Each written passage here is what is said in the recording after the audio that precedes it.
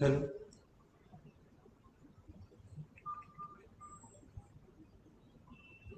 Live हो गया।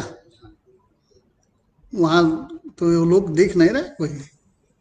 अभी सर ये कहीं पे शो होंगे।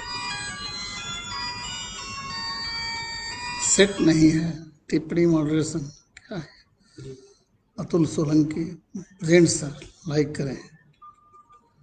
अच्छा, ये जुड़ रहे हैं लोग, ये लोग लाइव हो गए। इतना लोग तो होगा। कितने लोग सुन रहे हैं? मैं बोल रहा हूँ, आवाज जा रही होगी क्या? जी जी। जा रही होगी। पता नहीं कोई परिचय कराएगा या क्या करेंगे सब। उनसे बात कराओ तो। आ गए कल लाइव आ गए। हाँ आ गए, लाइव आ गए। हेलो। जी जी। हाँ सर, आवाज आ रही है। हेलो। उधर से कोई हाँ रिस्पॉन्स नहीं। आवाज आ रही है, 19 हो। हेलो। एक मिनट तो हम पूछ ले कि आवाज जा रही है कि नहीं जा रही है। हेलो। हेलो। हाँ, मैं शुरू करूँ क्या? अच्छा अच्छा। कोई परिचय वगैरह नहीं होना है इसमें? अच्छा अच्छा। बस ठीक ठीक ठीक। हाँ हाँ, वही तो, वही जानना चाहिए ना हम पर। जब तक वक्ता और श्रोता के बीच में तादात्म्य न हो। ठीक, मैं शुरू करता हूँ।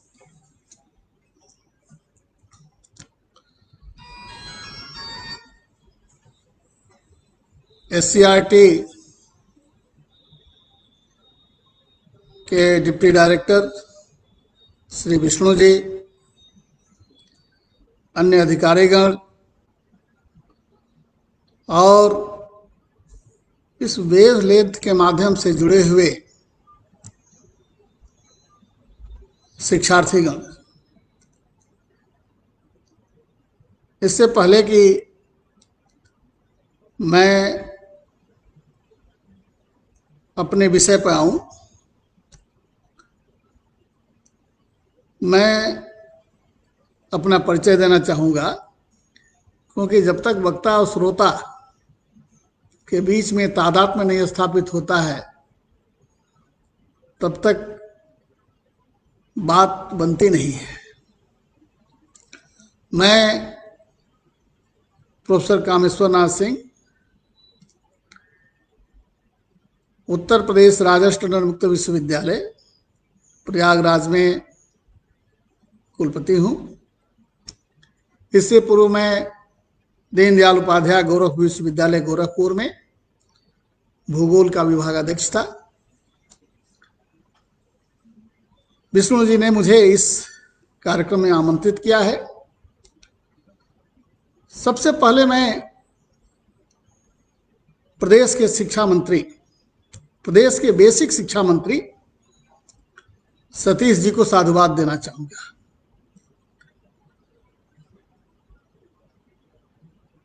इसलिए कि यह पहला प्रयास है जो घरौंधे वाली शिक्षा, जो कंपार्टमेंट एजुकेशन है, ये प्राथमिक है, उसके बाद इस दीवार के बाद माध्यमिक है, इसके बाद उच्च शिक्षा है।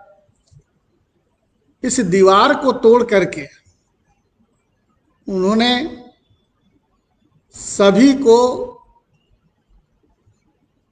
जुड़ने का यह अवसर दिया है। और खास करके नई शिक्षा नीति में, जहां कंपार्टमेंट एजुकेशन को तोड़ने की बात है और एजुकेशनल कॉम्प्लेक्स की बात आ रही है, मुझे लगता है कि उत्तर प्रदेश सरकार के यशस्वी मंत्री श्री सतीश जी ने पहले ही शुरू कर दिया है। तो मैं इसके लिए श्री सतीश जी को साधुवाद देता हूं और SCRT को भी साधुवाद देता हूं, जिन्होंने हमें आमंत्रित किया।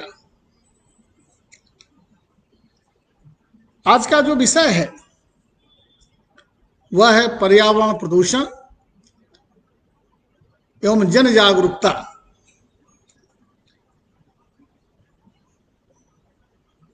यह समसामयिक विषय है, जन सामान्य से जुड़ा हुआ विषय है, हर व्यक्ति से जुड़ा हुआ विषय है और शिक्षा जगत की इसमें बहुत महत्वपूर्ण भूमिका है।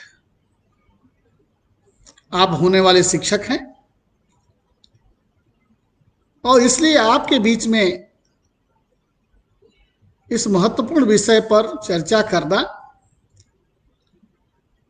मेरे लिए बहुत ही महत्व रखता है।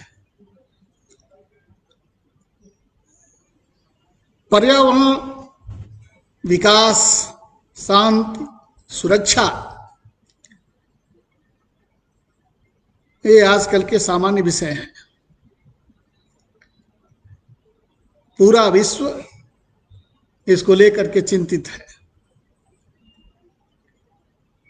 21वीं शताब्दी के इस 20वें पायदान पर खड़ा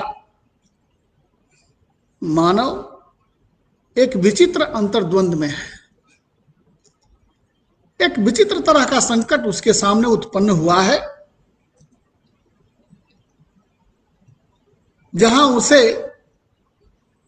रास्ता तलाश करनी पड़ रही है कि कौन सा रास्ता अपनाया जाए जिसमें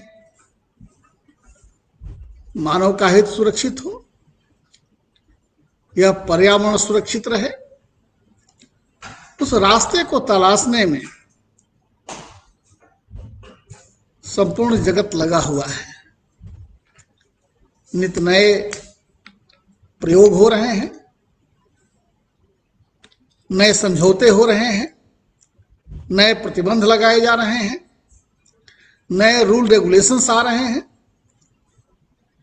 लेकिन जितनी ही चर्चा हो रही है उतनी ही इस पर्यावरण की समस्या भी जटिल होती जा रही है। मैंने कहा कि 21वीं शताब्दी का यह 20वां दहलीज है, यह 20वां सोपान है और एक विचित्र संकट में मानव फंसा हुआ है। एक तरफ बढ़ती हुई जनसंख्या, तो दूसरी तरफ उस जनसंख्या को खिलाने के लिए पोषण की समस्या, और उस समस्या से निपटने के लिए कृषिगत क्षेत्र का विस्तार करते हैं तो वनों का ह्रास होता है, और वनों का ह्रास होता है तो पर्यावरण में गुणवत्ता में ह्रास होता है। एक तरफ पेयजल का संकट उत्पन्न हो रहा है,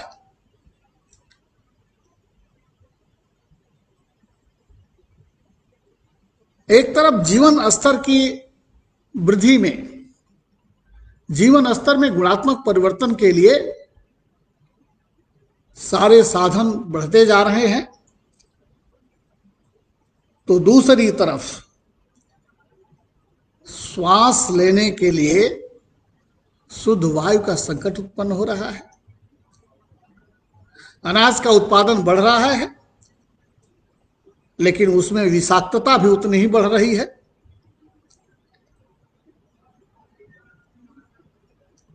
यदि उत्पादन बढ़ाने के लिए सिंचाई की वृद्धि होती है, सिंचन क्षमता में वृद्धि होती है, तो उस अति सिंचाई के चलते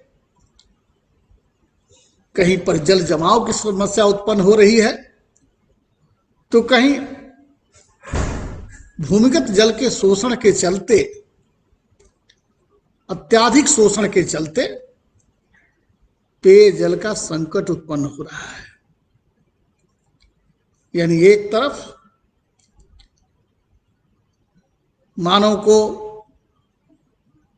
मानव की आवश्यकताओं की पूरा करने के लिए लगातार प्रयास, कृषि के क्षेत्रफल में वृद्धि, कृषि के उत्पादन में वृद्धि, सिंचन क्षमता में विस्तार, विलासिता की वस्तुओं का विस्तार, तो दूसरी तरफ जो पर्यावरण के जितने भी अवयव हैं उनमें विषाक्तता और प्रदूषण भी निरंतर बढ़ रहा है। और इस निरंतर बढ़ते हुए प्रदूषण के कारण मनुष्य के अस्तित्व के समक्ष एक संकट उत्पन्न हो रहा है।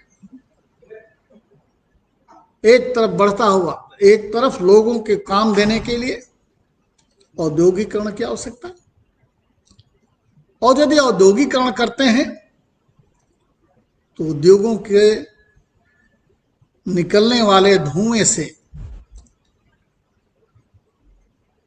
और वायुमंडल में निरंतर कार्बन मोनोऑक्साइड की मात्रा बढ़ने से ताप वृद्धि की क्षमता, भूतापन की समस्या जिसको हम ग्लोबल वार्मिंग कहते हैं, औद्योगिकरण नहीं करते हैं तो बेरोजगारी का संकट उत्पन्न होता है। कौन सा रास्ता अपनाया जाए, विकास का कौन सा मार्ग अपनाया जाए जिसमें मानव का अस्तित्व भी सुरक्षित रहे, मानव की निरंतर आवश्यकताओं की पूर्ति होती रहे और पर्यावरण की गुणवत्ता भी बनी रहे, वह कौन सा मार्ग हो सकता है? उस मार्ग की तलाश में पूरा विश्व लगा हुआ है।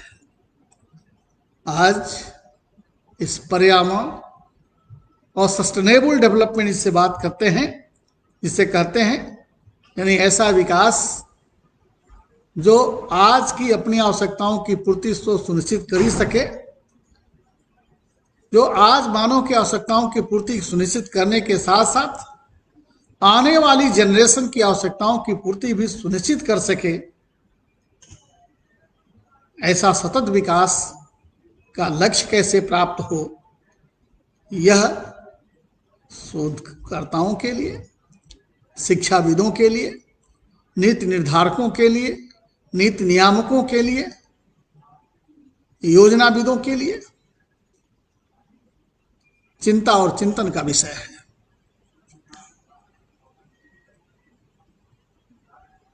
1970 में एक पुस्तक आई थी क्लब ऑफ रोम के सौजन्य से, लिमिट टू ग्रोथ। आखिर जिस तरह से आदमी अपनी आवश्यकताओं की पूर्ति करने के लिए और विलासिता को पूरा करने के लिए जिस तरह से पर्यावरण पर आक्रमण करता जा रहा है, एक दिन ऐसा होगा कि वह पर्यावरण की वहनीय क्षमता से अधिक हो जाएगा और अंततः माल्थस का सिद्धांत लागू हो जाएगा। भूखमरी की समस्या उत्पन्न होगी। इसको लेकर के कि आखिर विकास का जो रास्ता अपनाया जाए, कौन सा रास्ता अपनाया जाए, 1970 में चिंता व्यक्त की गई। उसमें कहा गया कि इस पृथ्वी के संसाधन सुनिश्चित हैं। जैसे आकाश में उड़ते हुए जहाज में खाद्य सामग्री एक निश्चित पीरियड के लिए होती है और यदि उसका विवेक सम्मत उपयोग हो, उसका तर्क सम्मत उपयोग हो, केवल आवश्यकता के अनुरूप उपयोग हो, तो वह सामग्री चलेगी, और नहीं यदि उसका विवेकपूर्ण उपयोग होगा, किसी के लालच की पूर्ति उससे होने लगेगी, तो वह संसाधन अपने आप समाप्त हो जाएंगे। और इसी को लेकर के 1972 में एक स्टॉकहोम सम्मेलन हुआ, स्वीडन की राजधानी स्टॉकहोम में, और उसमें विकास और पर्यावरण को लेकर के चिंता व्यक्त की गई और कहा गया कि जिस तरह से विकास चल रहा है, जिस तरह से पर्यावरण को विनाश करते हुए पर्यावरण को छत विछत करते हुए, पर्यावरण की बिना चिंता करते हुए विकास चल रहा है, यदि ऐसा चलता रहा तो मानव का अस्तित्व ही संकट में आ जाएगा।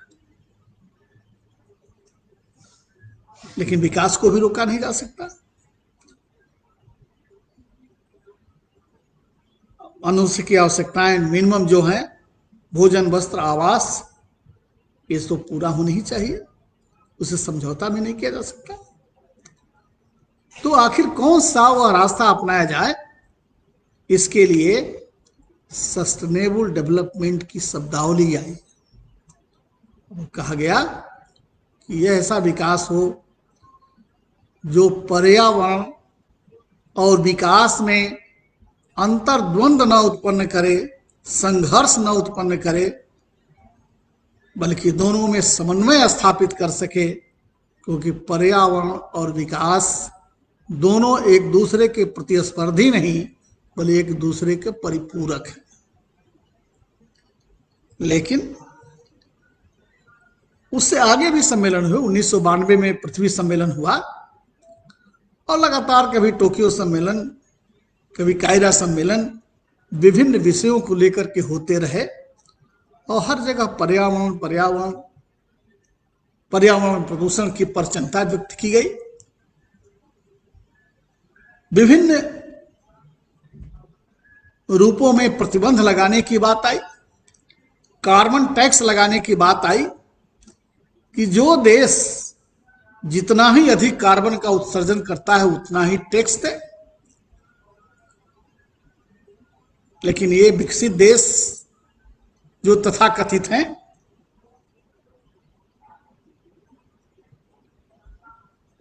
जो 3/4 कार्बन का उत्सर्जन करते हैं पूरे विश्व में, वे केवल जो 25% उत्सर्जन करने वाले जो विकासशील देश हैं, पिछड़े हुए, तो उन पर थोपना चाहते हैं और अपनी जिम्मेदारियों से भागना चाहते हैं। और उसको लेकर के अभी तक जितने भी 1972 के बाद से लेकर के अब तक, अभी दिसंबर 2019 में जो स्पेन में सम्मेलन हुआ, वहां तक लगातार चर्चा हुई और अब लोगों को लगने लगा है कि कहीं न कहीं हम गलत रास्ते पर जा रहे हैं। जो अब तक जो रास्ता है जो अपनाया गया है प्रतिबंध लगाने का,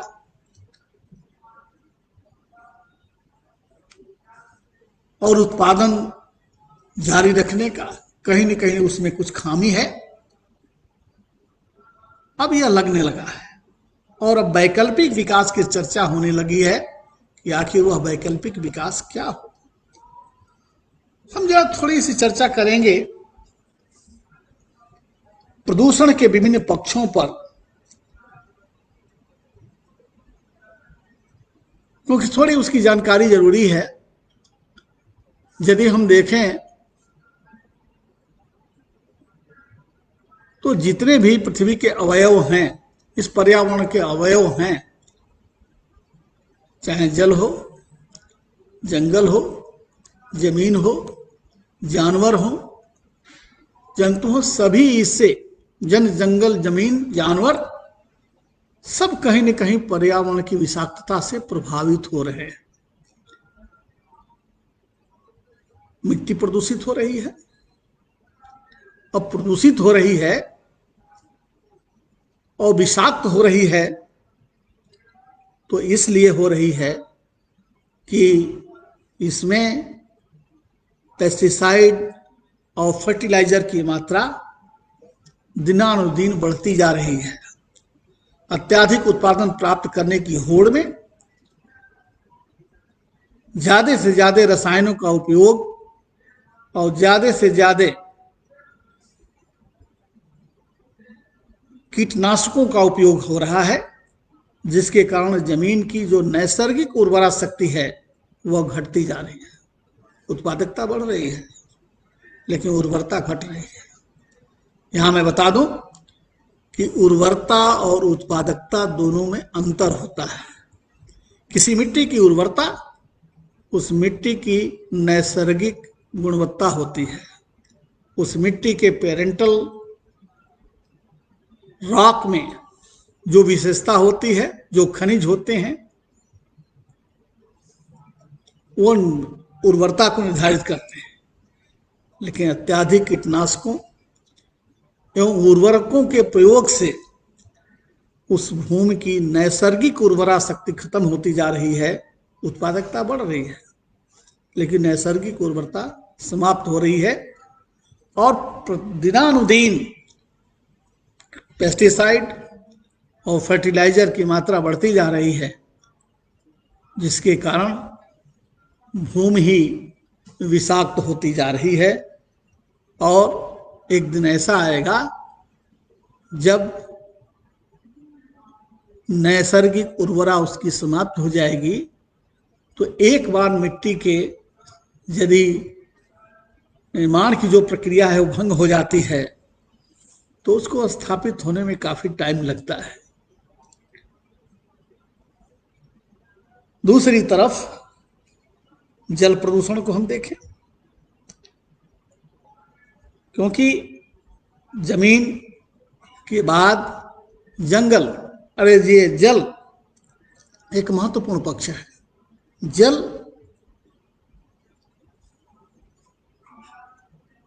यदि हम जल के वितरण पर ध्यान दें तो भूतल पर लगभग 97% जल जो उपलब्ध है वह समुद्रों में है,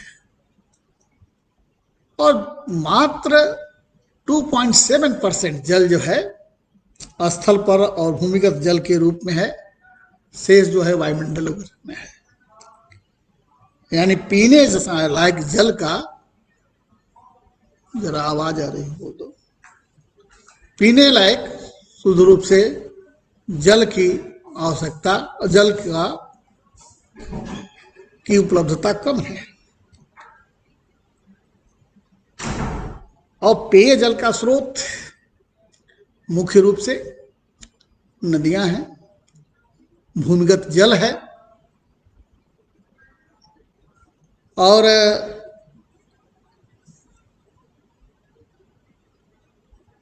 नदियों की स्थिति, जो नदियां पेयजल के स्रोत हैं, आप देखें जो भी बड़े नगर हैं वह नदियों के किनारे हैं,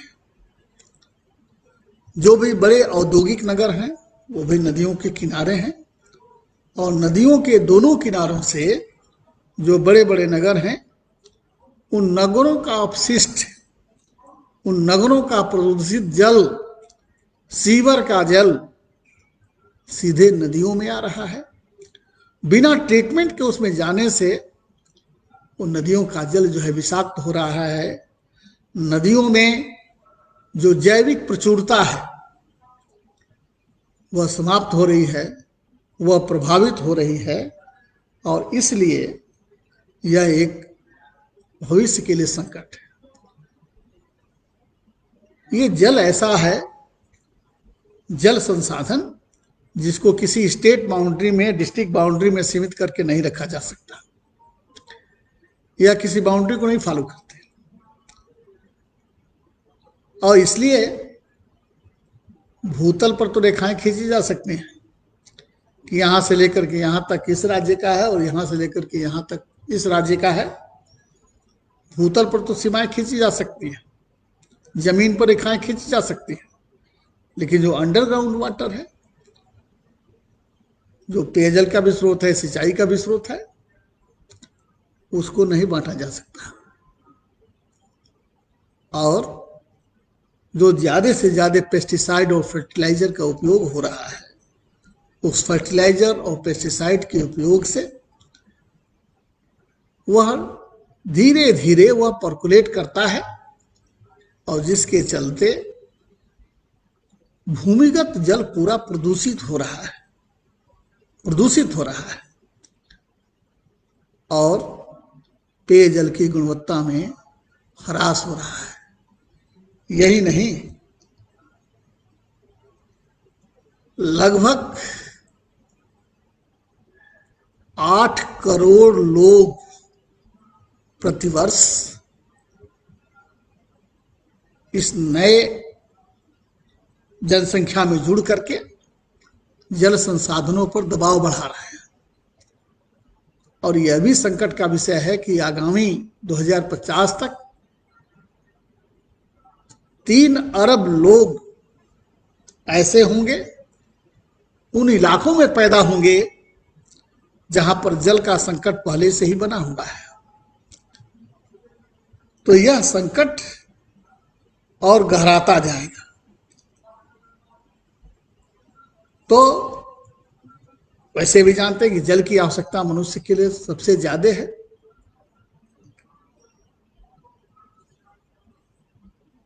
मनुष्य की संरचना का लगभग 2/3 जल से ही है बना हुआ है।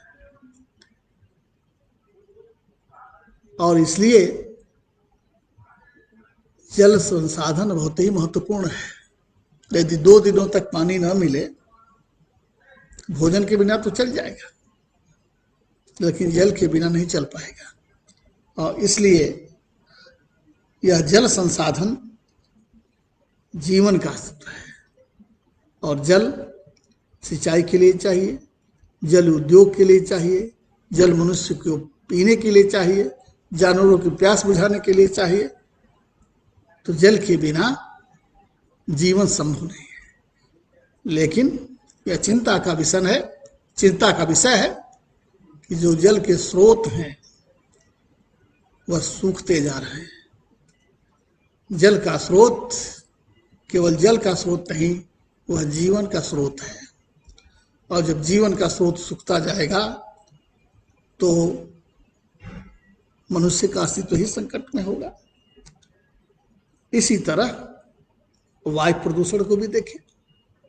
वायु प्रदूषण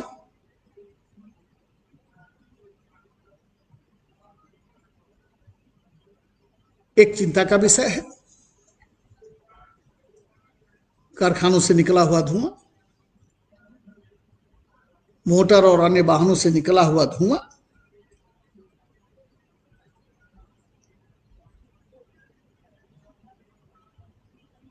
वायुमंडल को विषाक्त बना रहा है।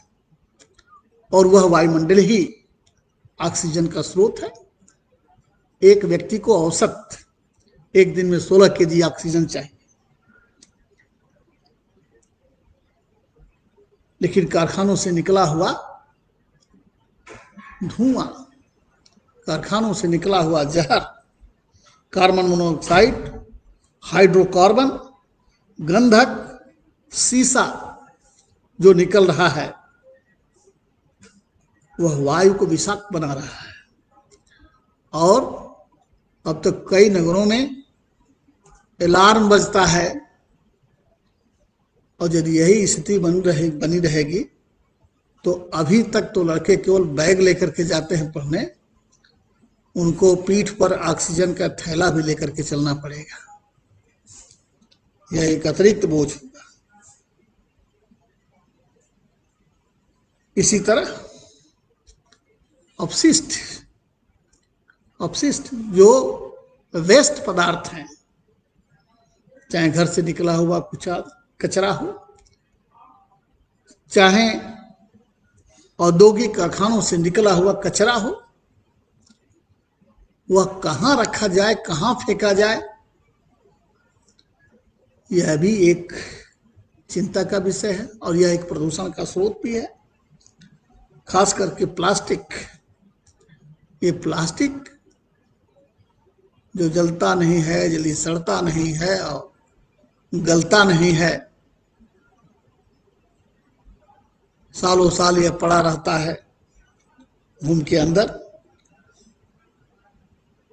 यह एक अलग चिंता का विषय है। यह एक प्रदूषण का स्रोत है।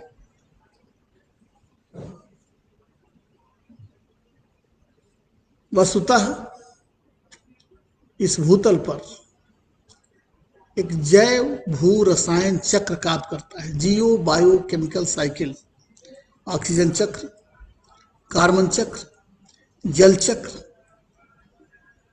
और जब तक यह चक्र चलता रहता है तब तक पर्यावरण सुरक्षित रहता है। यदि यह पर्यावरण की वहनीय क्षमता से अधिक होता है तो प्रदूषण की समस्या उत्पन्न होती है। वायुमंडल अपने आप को स्वस्थ रखता है, लेकिन यदि उसकी क्षमता से अधिक जहर और कार्बन मोनोऑक्साइड जैसी गैसें, मीथेन जैसी गैसें, गंधक और सीसा जैसे पदार्थ उड़ेले जाएंगे तो वह उसकी सहन क्षमता से ज्यादा होता है और वही प्रदूषण की समस्या उत्पन्न होती है। और यह दिनादिन बढ़ती जा रही है, चाहे भूमि प्रदूषण हो, जल प्रदूषण हो, वायु प्रदूषण हो, ध्वनि प्रदूषण हो, ये लगातार बढ़ता जा रहा है। विश्व स्तर पर जितना ही प्रयास चल रहा है कि इनको समाप्त किया जाए, कम किया जाए, उतना ही ये बढ़ता जा रहा है। क्यों? कि लोग अपनी जीवन शैली में परिवर्तन करने को तैयार नहीं है और जनसंख्या पर कोई रोक नहीं है। यह बढ़ती हुई जनसंख्या इस प्रदूषण का एक सबसे बड़ा कारण है। क्यों?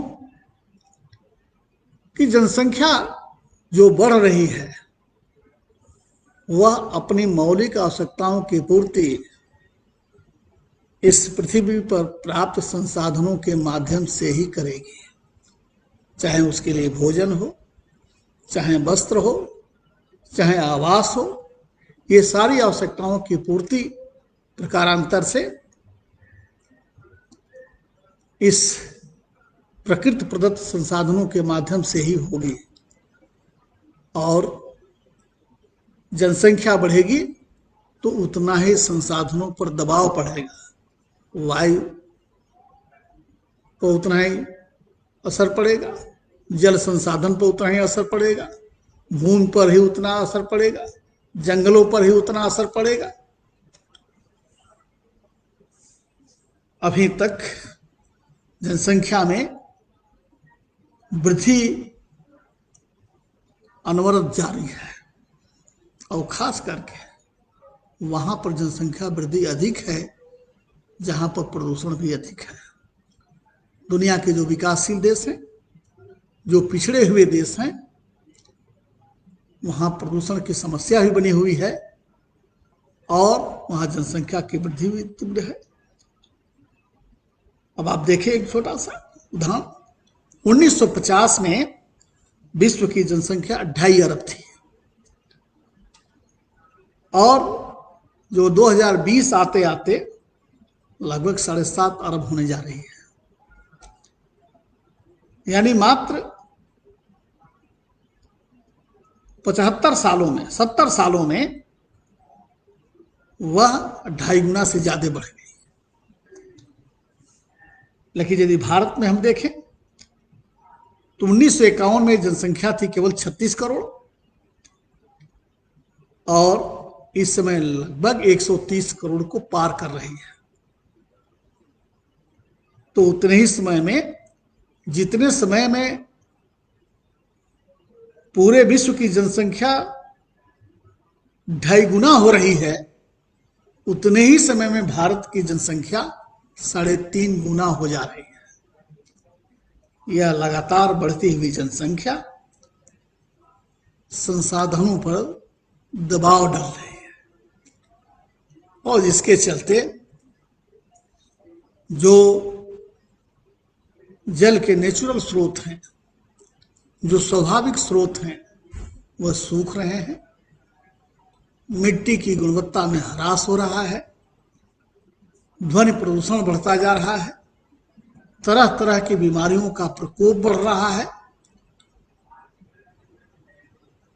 ऐसी दशा में इसका उपाय क्या है?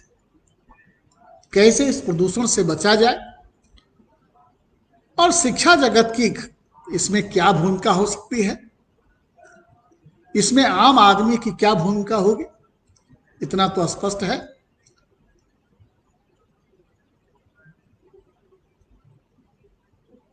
कि जल की गुणवत्ता में यदि ह्रास होगा, मिट्टी की गुणवत्ता में ह्रास होगा,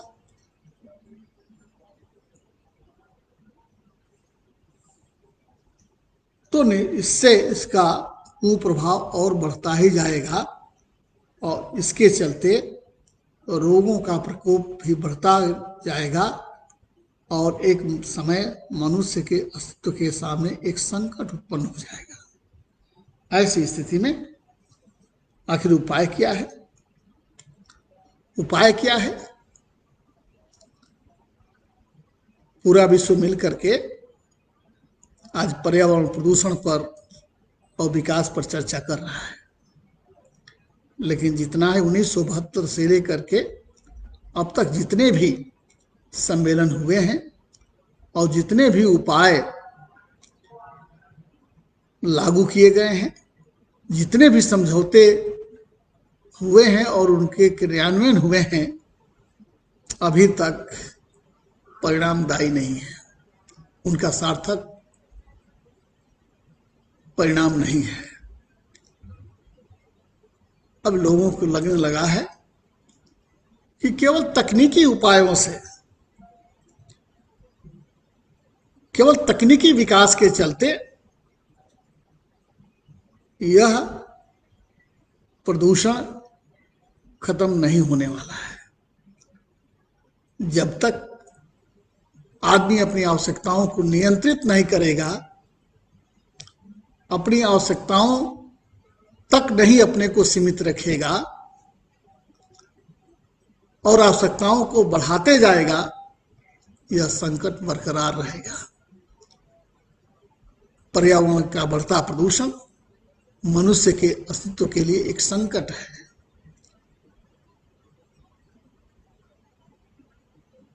जैसे जैसे विकास हो रहा है, विकास तथा कथित, वैसे वैसे यह प्रदूषण भी बढ़ रहा है। अब प्रश्न यह उठता है कि विश्व स्तर पर जो प्रयास हैं यदि असफल हो रहे हैं तो विकल्प क्या है? पूरा विश्व तो प्रयास कर रहा है कि पर्यावरण प्रदूषण समाप्त हो, पर्यावरण का संरक्षण हो, सतत विकास हो। इसके लिए मिलेनियम डेवलपमेंट गोल्स और मिलेनियम डेवलपमेंट गोल्स तो 2014 में समाप्त हो गया। उसके बाद से सस्टेनेबल डेवलपमेंट गोल्स के लक्ष्य तय किए गए हैं, लेकिन वह असफल होते जा रहे हैं। आखिर उपाय क्या है? वस्तुतः जीवन शैली पर्यावरण प्रदूषण के लिए सबसे बड़ी जिम्मेदार और जवाबदेह है। मनुष्य की आवश्यकताओं की पूर्ति की जा सकती है। महात्मा गांधी ने भी कहा था कि मनुष्य की आवश्यकताओं की पूर्ति हो सकती है, लेकिन उसके लालच की पूर्ति नहीं हो सकती है। Need can be fulfilled but not the grid.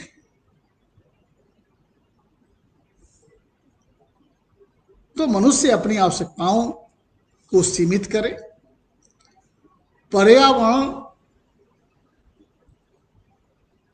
का अपने को एक अंग समझे, तब तो यह संरक्षण संभव है, प्रदूषण से बचना संभव है, अन्यथा संभव नहीं है। और इसके लिए यदि जीवन शैली की जब बात आती है तो भारतीय जीवन शैली एक वैकल्पिक जीवन शैली है, जिसको अपना करके पर्यावरण संरक्षण किया जा सकता है, प्रदूषण से बचा जा सकता है और पर्यावरण और विकास के बीच में तालमेल स्थापित करते हुए सतत विकास के लक्ष्यों को प्राप्त किया जा सकता है। भारतीय जीवन शैली। और भारतीय जीवन शैली इसीलिए जो न्यू एजुकेशन पॉलिसी आई है, खास करके आप लोग शिक्षक हैं, तो खास करके जो प्राथमिक स्तर पर अर्ली चाइल्डहुड केयर एजुकेशन की जो बात की गई है 5 तक, 5+3+3+4 है ना, तो अर्ली चाइल्डहुड केयर एजुकेशन में 2 बातें बहुत ही महत्वपूर्ण कही गई हैं। एक तो एथिक्स को एजुकेशन से इंटीग्रेट करने की बात है। एथिक्स को, नैतिकता, हमारा जीवन दर्शन, हमारी जीवन शैली, हमारी विरासत का सम्मान होना चाहिए। और दूसरी चीज कि रिलेशनशिप विथ नेचर, पर्यावरण से अंतर संबंध स्थापित करने की बात उस नई एजुकेशन पॉलिसी में कही गई है। इस प्रकार का एक कॉन्जेनियल एटमॉस्फेयर क्रिएट किया जाए जिसमें छात्र जो है अपने को पर्यावरण का एक अंग समझे, वह केवल उसका उपभोग करता न बने बल्कि पर्यावरण का संरक्षण करता भी बने, ऐसी इस नई शिक्षा व्यवस्था में प्रयास किया गया है। और इसलिए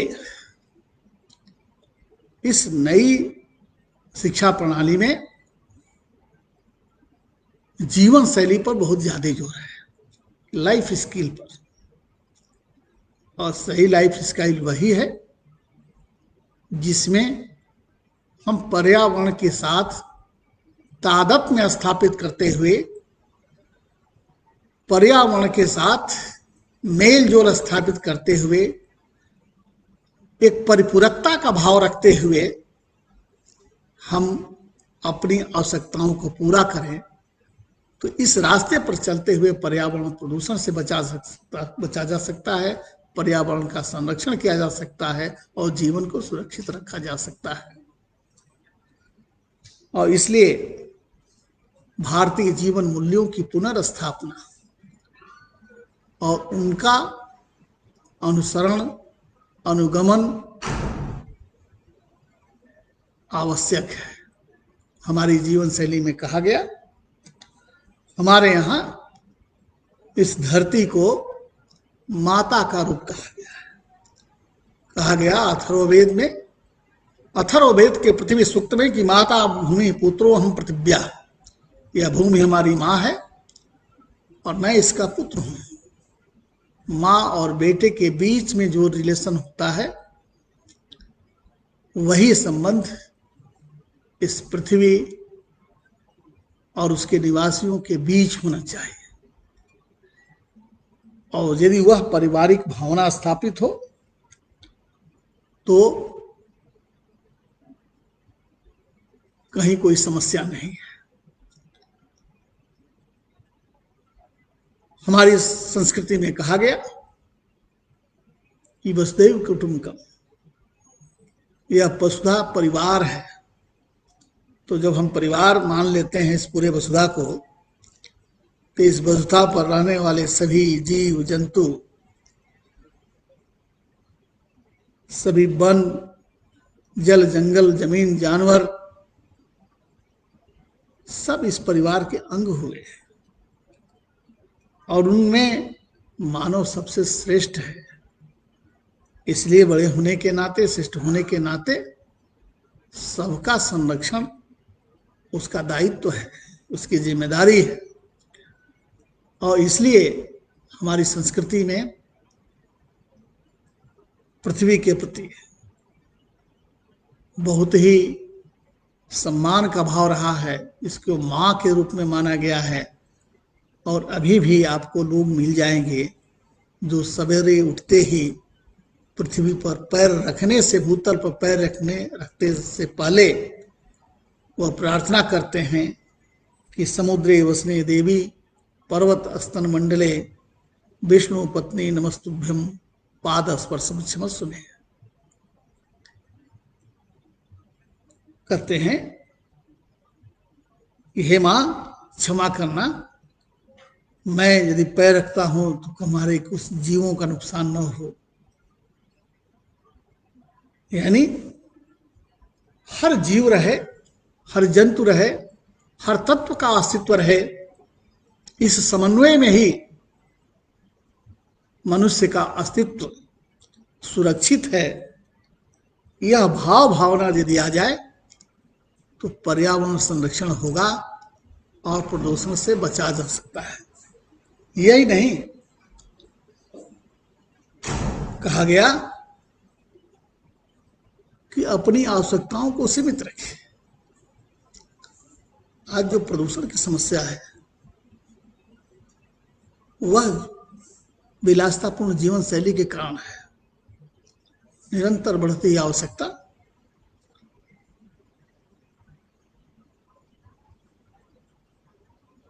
सार्वजनिक हितों को उपेक्षा करके व्यक्तिगत हितों की पूर्ति करना, जनहित के भाव को उपेक्षा करना, ये प्रदूषण के महत्वपूर्ण कारक है।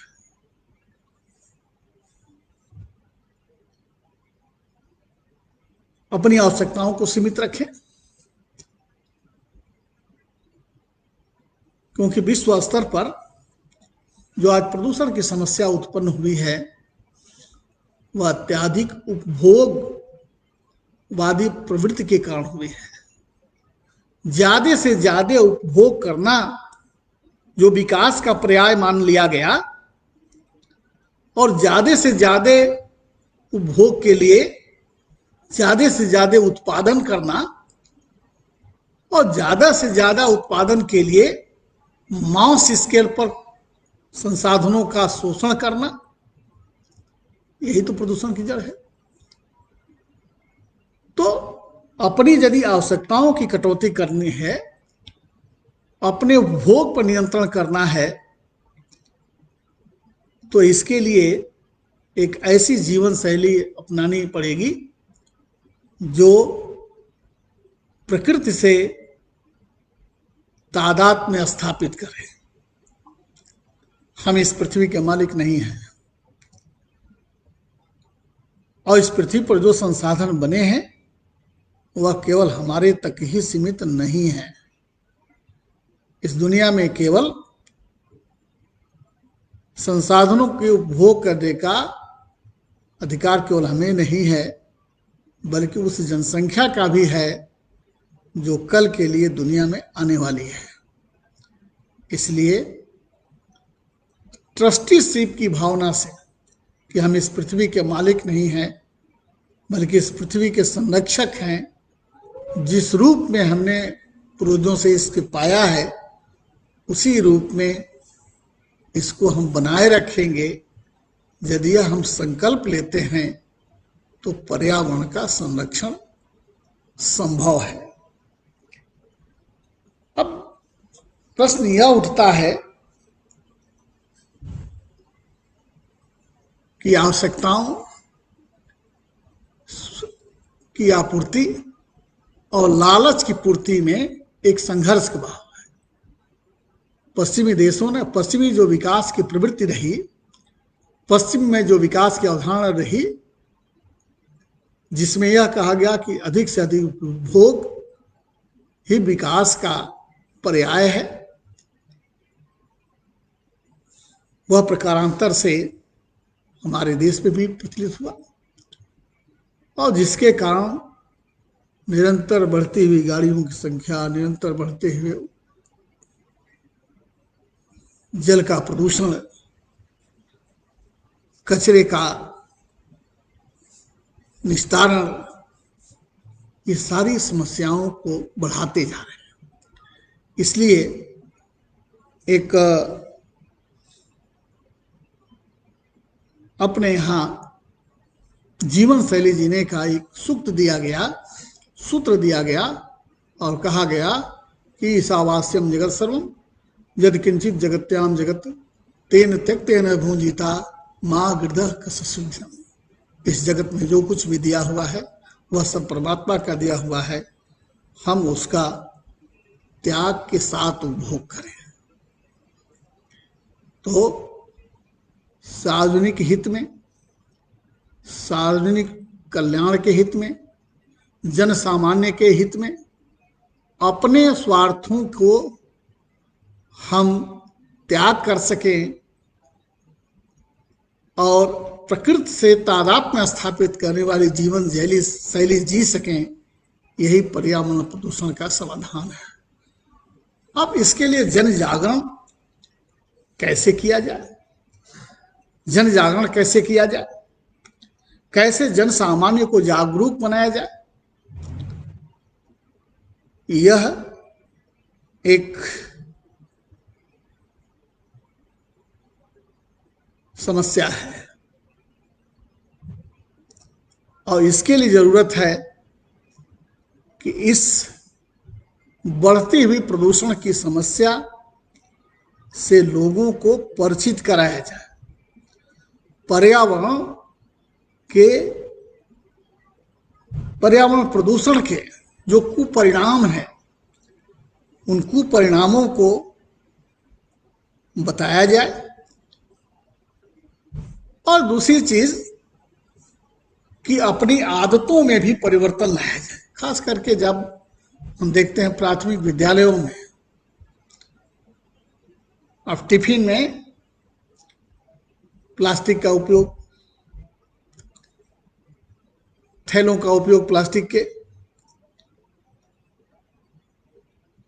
यदि उसके गुण और दोष को समझाया जाए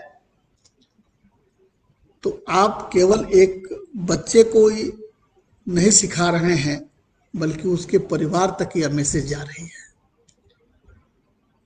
तो यदि प्लास्टिक के उपयोग, प्लास्टिक के उपभोग को हम हतोत्साहित करें और रह रह करके इसके लिए हम उस पर चर्चा चलाएं, लोगों के बीच संवाद स्थापित करें, तो यह पर्यावरण संरक्षण की दिशा में एक महत्वपूर्ण आयाम होगा। यही नहीं, पर्यावरण जन जागरण के लिए आप छात्रों के बीच निबंध प्रतियोगिता का आयोजन कर सकते हैं, व्याख्यान प्रतियोगिता आयोजित कर, भाषण प्रतियोगिता आयोजित कर सकते हैं और विशेषज्ञों को बुला करके व्याख्यान भी करा सकते हैं। तो सबसे पहले हम जैसे और आप जैसे शिक्षकों को ही इसके प्रति सतर्क और सचेत होना होगा। यदि हम पर्यावरण के विविध पक्षों से अवगत हैं, प्रदूषण के विभिन्न आयामों से अवगत हैं और व्यक्तिगत स्तर पर सबको हम जागरूक कर रहे हैं, तो यह सबसे एक अच्छा प्रयास होगा पर्यावरण प्रदूषण से बचने का।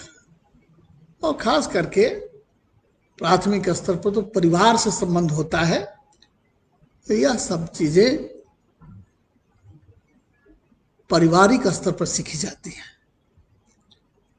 जल का संरक्षण कैसे हो, जल का कितना उपयोग करें, जल का कैसे उपयोग करें, अपशिष्ट कहाँ भेजा जाए, कूड़ा कहाँ फेंका जाए,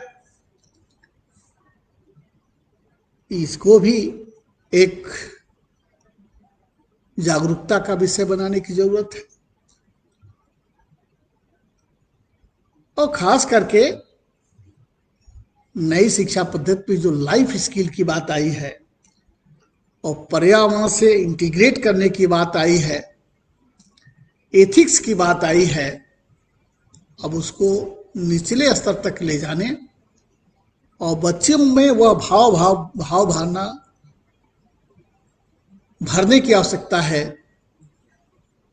और इन प्रयासों से जन सामान्य में एक जागरूकता आ सकती है। इसके लिए आजकल ऑर्गेनिक कृषि, अल्टरनेटिव डेवलपमेंट जैसी शब्दावली आ गई है। तो ये ऐसे माध्यम हैं जिनसे प्रदूषण को नियंत्रित किया जा सकता है, और इसमें खास करके आप जैसे शिक्षकों की एक बड़ी भूमिका है।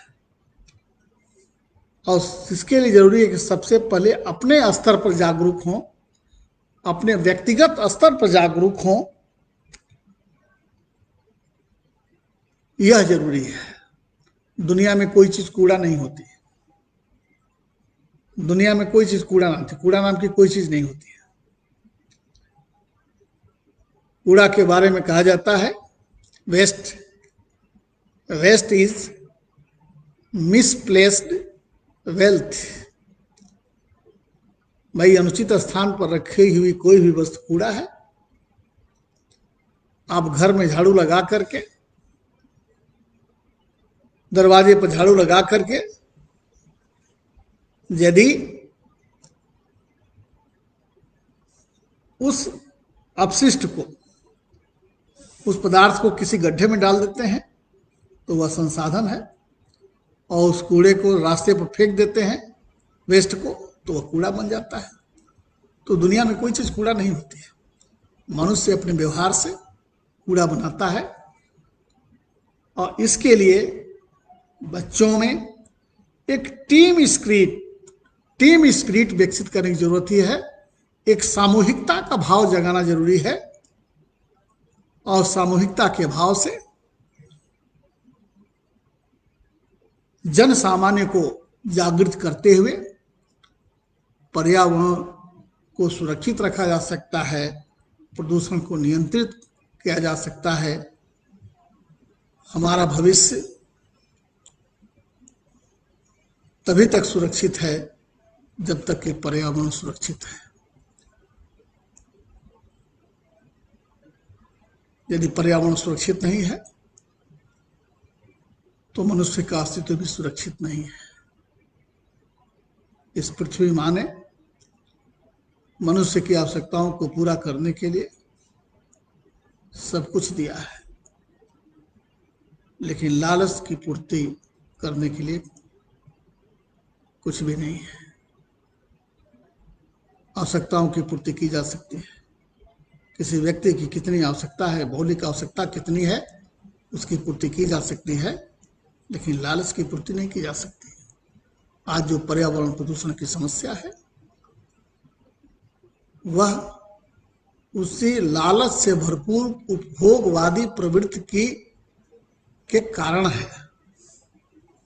इस पर लगातार हम अपने शैक्षणिक संस्थाओं के माध्यम से, सामूहिक संगठनों के माध्यम से, सार्वजनिक संगठनों के माध्यम से एवं व्यक्तिगत लेवल पर इस पर लगातार प्रहार करें तो पर्यावरण प्रदूषण पर नियंत्रण पा सकते हैं, और हम अपना भविष्य सुरक्षित रख सकते हैं। 21वीं शताब्दी के 20वें दहलीज पर खड़ा मानव यदि अपने व्यक्तिगत हितों की चिंता न करते हुए सार्वजनिक हितों की चिंता शुरू करे, जन सामान्य अपनी आवश्यकता को प्रमुखता न दे करके जन सामान्य की आवश्यकता को महत्व दे, तो इस विधा से पर्यावरण को सुरक्षित रखा जा सकता है, सबको सुखी रखा जा सकता है। और यही तो भारतीय भाव भावना है। ये सर्वभूत सुखना, यह भारत की जीवन शैली है, भारत की जीवन की विधा है, यह भारत के जीवन शैली का तरीका है जो दुनिया को पर्यावरण संरक्षण का संदेश दे सकती है। आज जरूरत है भारतीय जीवन शैली को, जो हमें विरासत से मिली हुई है, जो माता भूमि पुत्रो हम का संदेश देती है, जो वसुधैव कुटुंबकम का संदेश देती है, जो त्यक्तेन भुंजीता का संदेश देती है, उसका पालन करने में और इसको अभियान का विषय बनाने में ही भविष्य सुरक्षित है और इसी में विश्व सुरक्षित है, इसमें वह पृथ्वी सुरक्षित है। इतने देर तक आप लोगों ने सुन लिया। मैं आप लोगों को साधुवाद देता हूं और फिर कभी अवसर मिलेगा तो बातचीत इसके विभिन्न पक्षों पर करें। वस्तुतः पर्यावरण का विषय इतना बड़ा विषय है कि इसको चंद कुछ 1 घंटे में समेटना बड़ा मुश्किल काम होता है। हमने यहाँ एक मोटी मोटी चीजों को रेखांकित किया, खास चीजों को रेखांकित किया। तो फिर कभी समय मिलेगा तो इस पर विस्तार से चर्चा करेंगे। धन्यवाद। हो गया 1 घंटा हो, बंद कर दीजिए। देखो कितना आया है, कितने लोग सुने। पहले 600 थे, हाँ, अब हो गए हैं 347। तो भी बहुत सुने।